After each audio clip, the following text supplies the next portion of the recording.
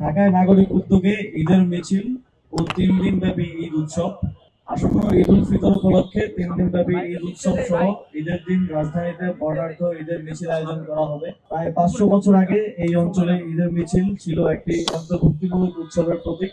ইতিহাস ঘাটলে দেখা যায় সুলতানি আমল থেকে শুরু করে মুঘল সাম্রাজ্য চলাকালীন সময়েও ঈদের দিন বর্ণাঢ্য মিছিল হয়ে উঠেছিল বিভিন্ন জাতিগোষ্ঠী ও ভ্রাতৃত্বের প্রতীক। হাতি ঘোড়া ও বিভিন্ন বাদ্যযন্ত্রের সুরে ঈদের মিছিল নাগরিক জীবনের প্রাণবন্ত সামাজিক উৎসব হিসেবে উদযাপিত হয়ে আসছিল। কিন্তু পরবর্তী সময়ে ঔপনিবেশিক শাসন ও উচ্চ জাতের জমিদারদের সাংস্কৃতিক দমনে ক্রমেই ক্ষীণ হয়ে আসে এই উৎসবের আমেজ।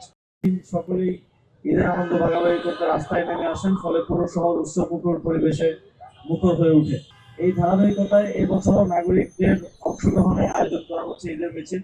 এবার শুধু ঈদের দিন বর্ণাঢ্য মিছিল নয়, বরং ঈদের আগের দিন থেকে টানা 3 দিন যাবত উদযাপিত হতে চলেছে ঈদ উৎসব।